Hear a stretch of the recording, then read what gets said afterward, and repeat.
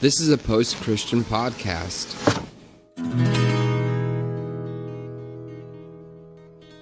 Welcome to the Revolution Church podcast. Hello, everybody, and welcome to Meet Your Congregation. It is Caleb and I, as usual, and today we're interviewing my good friend Angel, who's going to tell you all about himself. So, Angel, welcome to the Meet Your Congo. Gracias. I don't know if all about myself, but the things that I will disclose. Well, Angel, I've known you for, 10 years now, maybe? No, I think it's more. I think it's 2006. Okay. When I was in Brooklyn. Yeah, I forgot I was in Brooklyn that long. So that's 14 years coming up to now. And I met you through... Who did I meet you through? I think I was talking to... Because at that time, back in 2005, I was in Australia. Yeah, that's right. I knew there was an Australian connection.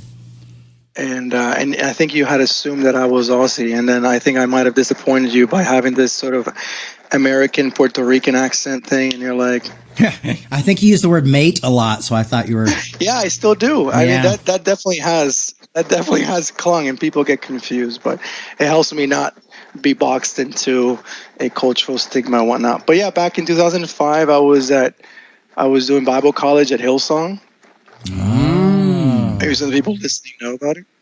But that wasn't how I got to Revolution. I knew about Revolution probably when I was still in high school back in 2001. Okay. I don't know. When was it that you came out with Son of a Preacher Man? About 2000, 2001, I think, yeah. So it was around that time. I remember I was at a friend's house, and he had a little cutout from a magazine that had made an excerpt of that book. And then you were making this cool pose. I don't know if you can still do that, but... Yeah. And then he had your tattoos, and a friend of mine tells me that, that guy's a pastor. And it took me a little while to digest that, but it gave me enough curiosity to check you guys out. And that's when you guys were in Atlanta. Yeah. Atlanta, 2000. So ever since, back then when you had that Viva la Revolution website. Yeah, the Red Star. I've been listening to the podcast. Yeah, all those things. I even got some merch from you guys.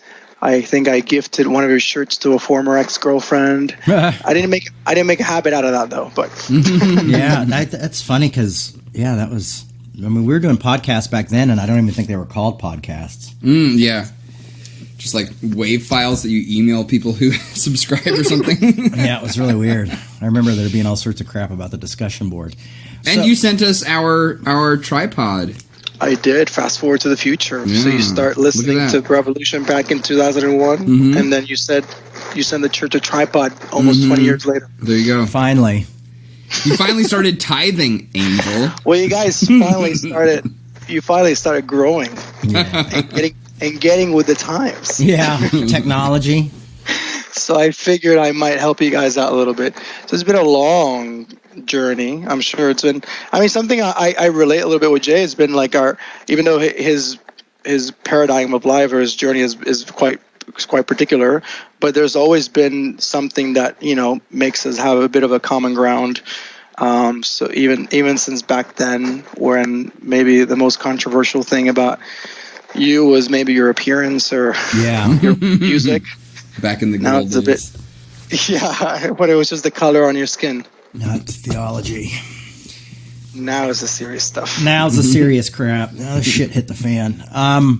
So what brought you out to, what got you started listening to Revolution back in 2001? Yeah.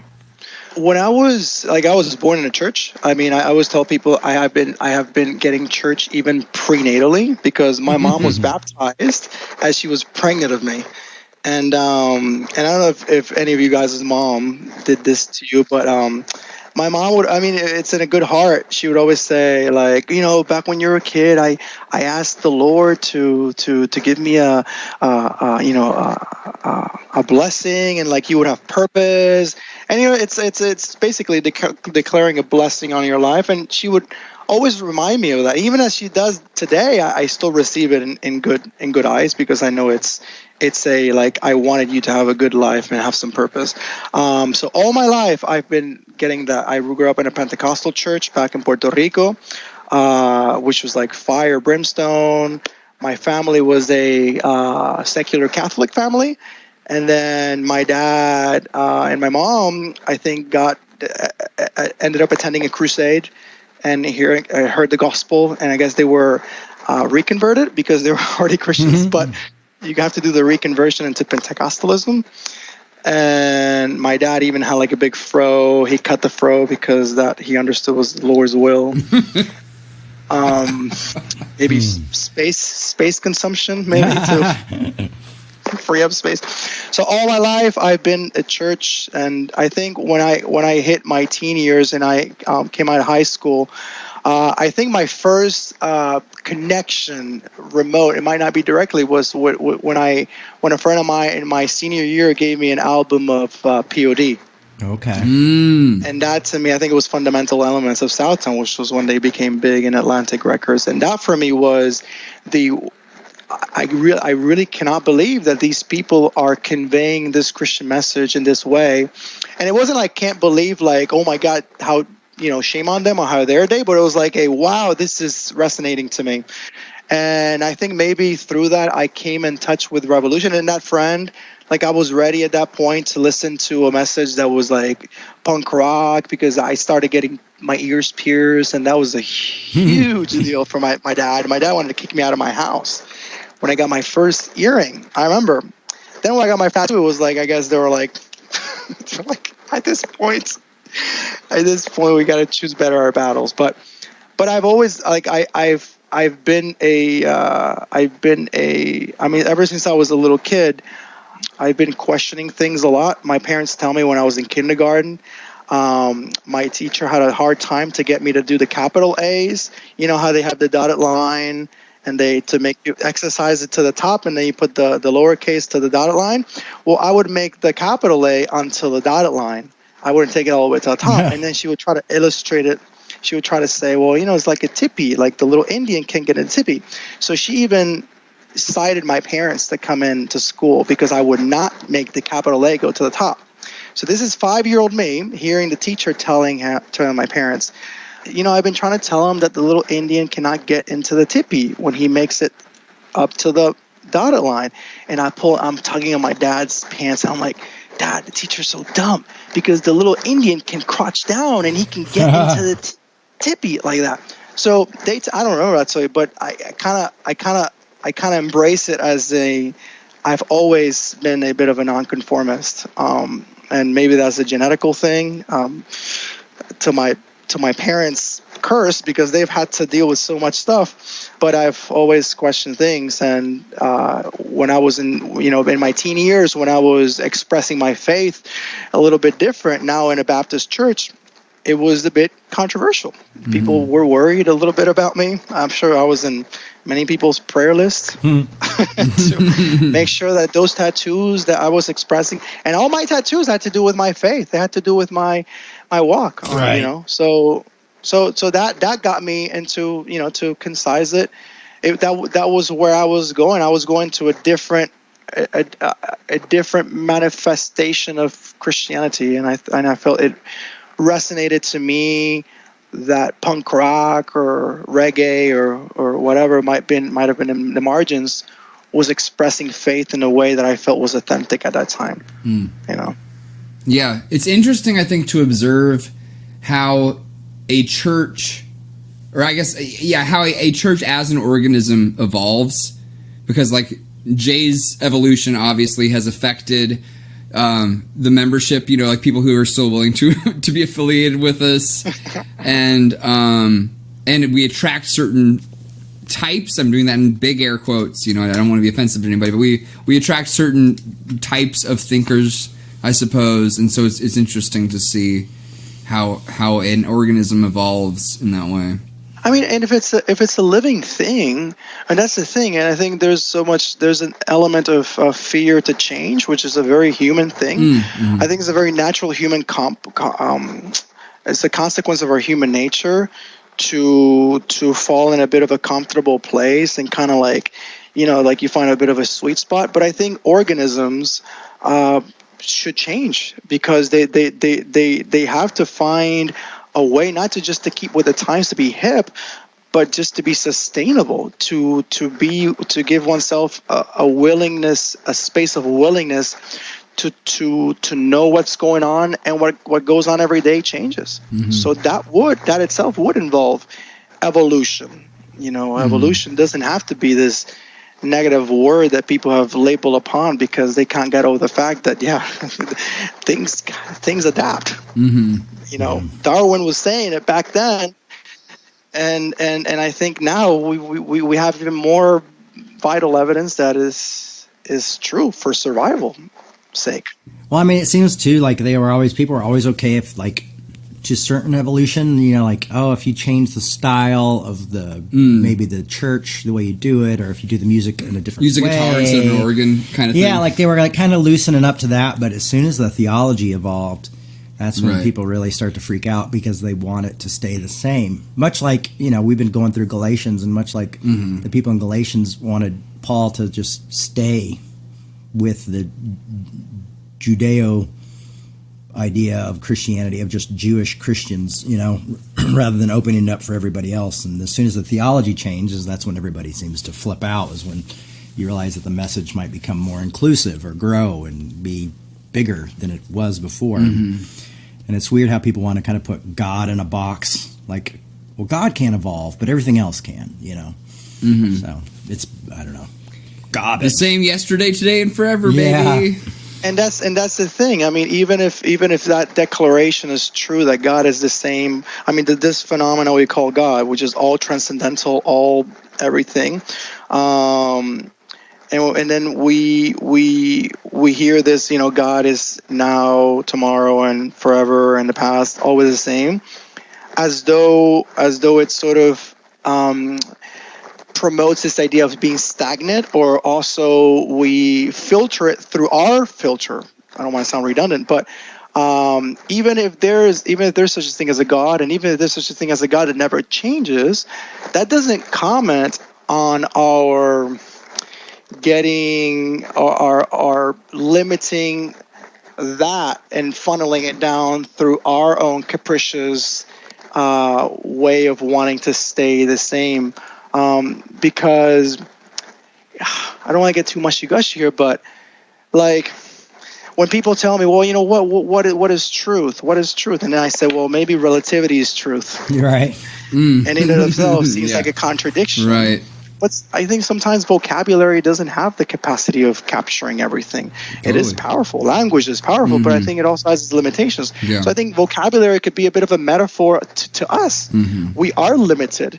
And that isn't also either a permission for us to be conformist or to get stuck. I think there's such a beauty when we can be honest with ourselves in every process. Yeah. In every process, like we know when we're bullshitting ourselves.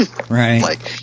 Like I've been talking to Jay lately about my process of parting from a 6-year relationship, and I know how I have sabotaged post-relationships before in my life, where I have, when I'm talking to a person, to sort of like convey like, yeah, I'm working on this, but in reality, I'm conveying something that's not really happening. I just know the words or the phrases that person might be able to hear, right, and be like, yeah, he's doing good.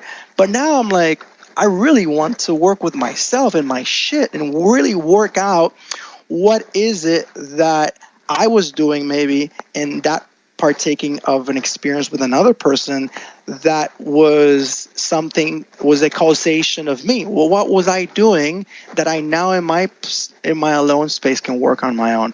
And I have to be honest. I mean, I can bullshit my therapist all I want, but I have to be honest. And until I'm honest, nothing can happen. And what I wanted to get at, when we're vulnerable, it's magical. It really is magical. But not everyone is ready to be in that place of vulnerability. Yeah. And that inspires change, and that inspires evolution. That inspires us to question theology. And I think theology could be a parallel to substance, how we are willing to question substances rather than like how we change the worship or change the style and just work on the illusion. I think Peter talks a little bit about this in the idolatry of God, how we focus on the illusions and we let the illusions guide us until we finally realize, that's an illusion. That's not real. Just changing the icing and eating the same cake. When you came out to Brooklyn, were you coming out just to see Revolution, or what were you doing?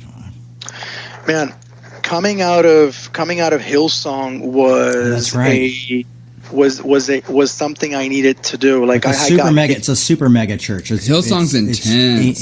It's international. It's international mega church. It's like they have one in New York, they have one in Australia, and other places. Back then they didn't.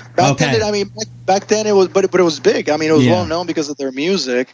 I mean, now it's become like a entity of colonization, like going to different cities, to different metropolises, because it's very strategic. I mean, I don't want to throw out the baby with the bathwater and just make everyone into demons, but there's a strategy when you are going into these metros. But going back to your question, when I left Australia, I come out from a very toxic relationship. It was just I was like 21.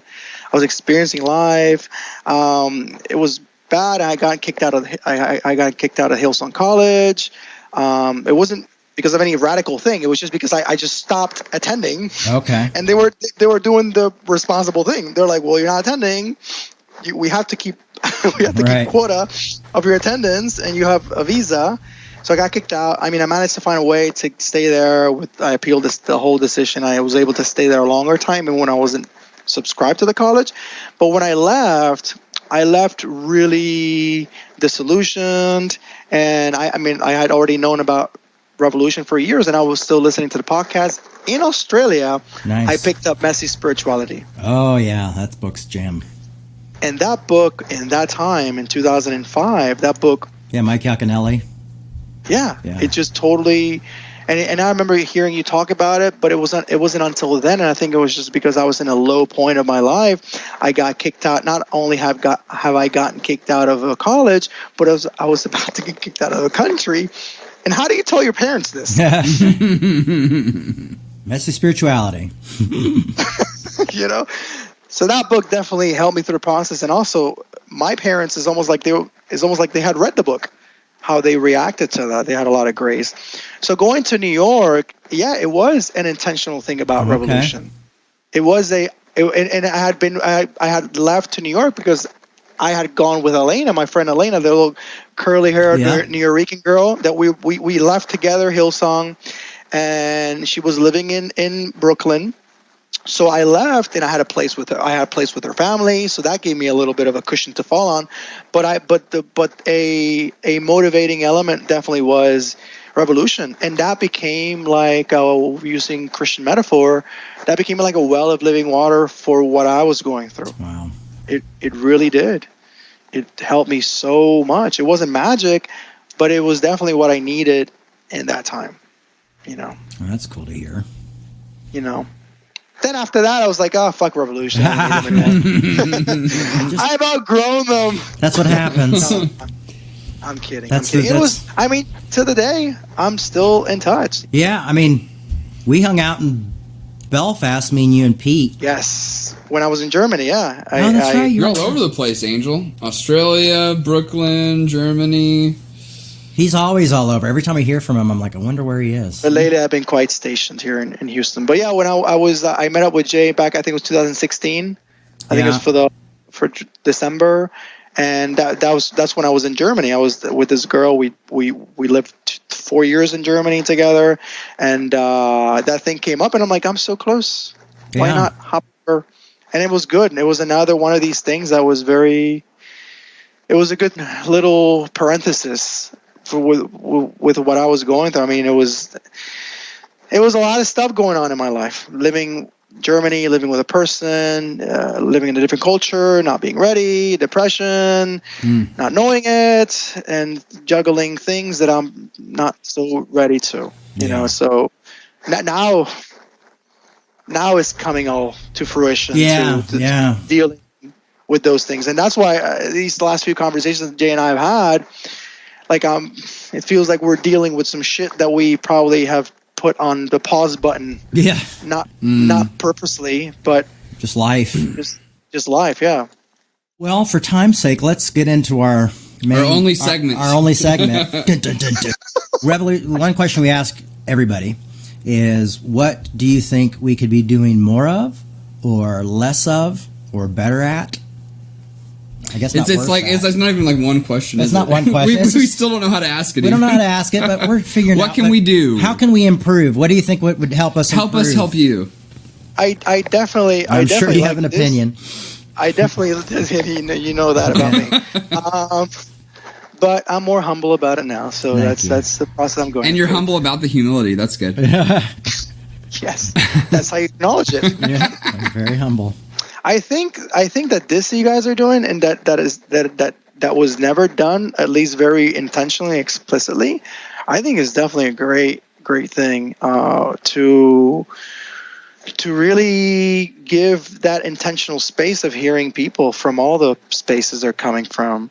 The transmitting the services online live, that is definitely welcoming people. Is welcoming people to interact in a live way, and this is also welcoming people to share.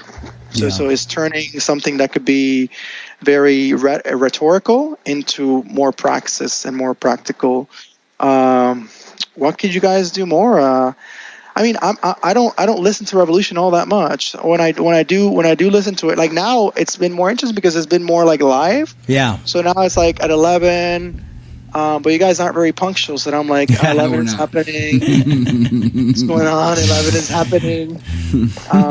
11-ish. You guys are being led by the spirit of spontaneity. It's always after 11. That's consistent. Yeah. That is actually true. I'm going to start putting that after 11. We start after 11. Yeah. Come after 11. And cover your asses there. Like, it's after 11. No money back guarantee. It's like after 11. I really don't. I think just continue like listening. I think listening is such a beautiful thing. When we something I do is I do a lot of Mr. Rogers. So Mr. Rogers is like posthumously has taught me a lot about listening, and I think listening is a powerful thing when we listen to one another. So if we can continue doing that, these seem like abstracts, but they are very concrete. Like listening to each other and listening to a person that we like. I asked Jay, "Hey Jay, what did you what was a conversation that you stored or you treasure from being with your dad in Christmas time?" And then you said, like, the time that you spent with his grandkids, with your kids. I think whenever we might be in that circumstance, I'm sure it could be heavy, but those are, I guess, polishing moments for us because it gives us a chance to slow down and to listen. So listen more to each other, it's a great thing. I think that's the guy who talks a lot. Yes. Well, we're listening. You got a chance to fulfill that. Yes. Yeah. You're creating the opportunity. It's comforting to hear, like, for example, you did that Lose the Bible Belt with Juan Huertas. Yeah. Which is such a crazy thing. The guy has my last name too. We got in touch, and listening to him. This is not directly connected to this. It was some project you're doing. It was very comforting. It was very. It's good to know that a person is journeying, and they don't have the same journey as you do, but they're journeying. And to hear that, I mean, one doesn't maybe acknowledge how powerful that thing is, because things can get quite lonely sometimes. And I've been experiencing loneliness a lot lately, and I think it just comes with that finding yourself in front of the mirror and starting to deal with stuff. But having you guys, having other people, it's no magical wand, but it does definitely help a lot. Things without you guys would be a little bit more intense, perhaps. Oh, that's sweet. Oh, thanks, man. Well, buddy, thank you for taking the time to sit down with us and chat. Gracias a ustedes. All Thank you right. guys. Viva la Puerto Rico.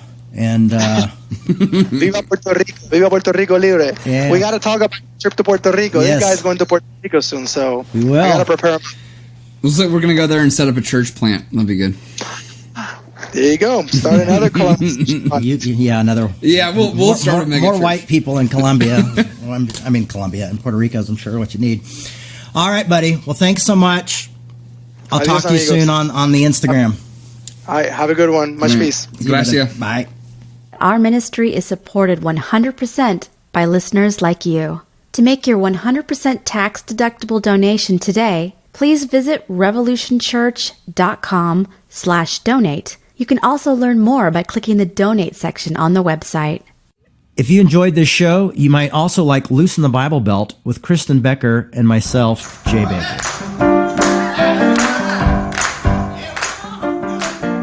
I'm so grateful for what the LGBTQ community has done for my family and stood with my family when most everybody pretty much told us to go to hell.